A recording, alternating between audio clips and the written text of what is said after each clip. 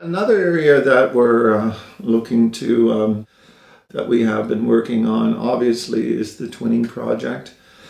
The twinning project is it's a massive initiative. Persons like Rose Julian has been doing some excellent work in that regard. There seems to be a really good working relationship between the community and our federal and provincial partners, so that's really good to know, and there's a really good team sort of work ethic that has emerged through those relationships that have been built over the years. One of the things that I just want to briefly draw your attention to is the fact that we will have a community ratification process. It's to support a surrender of reserve lands, not only reserve lands, but ban fee simple lands. So we own those lands, but they're not designated as reserve, they're fee simple lands. And what we're looking to do is to get the community to make a decision on us, surrendering those lands for purposes of the twinning project. So that would involve the lands needed for the extra sort of highway, the twinning of the highway, but also lands required for the overpass that is going to be taking place basically from 2015 to 2016. What it essentially means is the ban would voluntarily vote whether for the surrender or for having a surrender of reserve lands for purposes of the commercial development. What that will essentially involve is there will be sort of mail-out ballots. There will be extensive communications in terms of what that project entails, and essentially when the community members have all the necessary facts, the opportunity will come where they have an opportunity to vote on whether or not we should reserve these surrender these lands. One of the things that will also be taking place is we're going to be having a community meeting involving just specifically on the twinning project itself. Community members will have an opportunity to see a proposed plan, sort of like a model of the proposed development. There will be a number of contributors, people, whether they be from this community or the federal or provincial government, to provide sort of their sort of details and specifics on the development of this project, to answer any community questions. That should be taking place probably sometime obviously before the June sort of date, which is the planned date for the actual vote for the surrender or the ratification of the surrender of lands.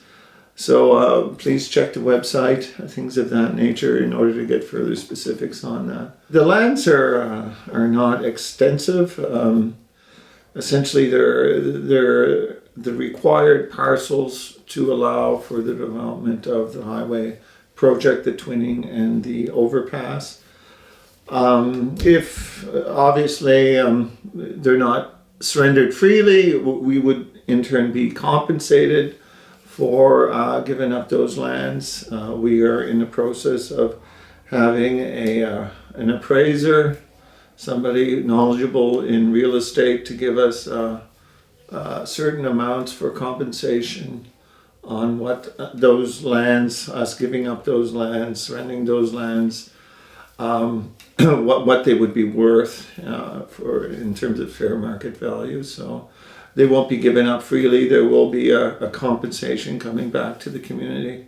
But obviously the development itself does open new opportunities for the community. And that's one of the things that I really want to sort of mention and canvass with the community is what are your thoughts? What are your views and opinions about commercial development, community development? What are your thoughts with respect to how things should proceed?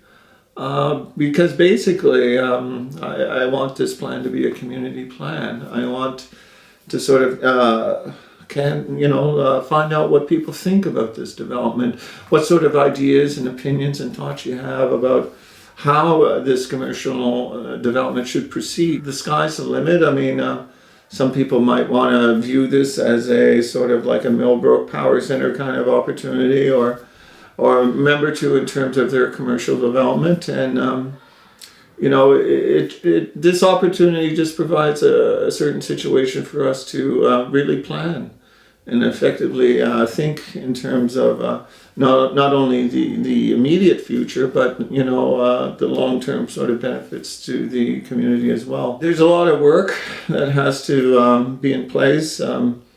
We're in the process of, and Rose is taking the lead on this in the sense of coming up with a development plan, looking at potential markets, potential highest and best use of these lands.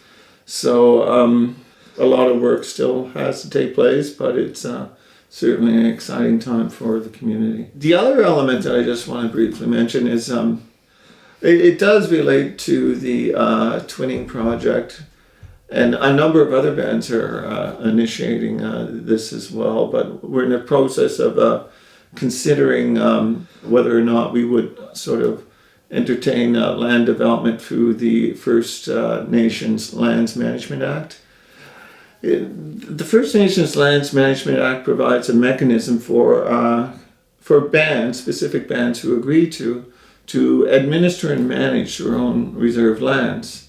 So you can think about it in the sense of a leasehold interest on land. So rather than going to the Minister Aboriginal Affairs to work in that regard, that we would administer that ourselves. It would allow us to develop laws related to, these are ban laws, related to the development of our own reserve lands. So it's a consideration. We're looking to have a presentation at the community member, that is at the community meeting, as it relates to what the First Nations Lands Management Act is all about. So I'm sort of excited and waiting and anticipating on how that community meeting when it takes place.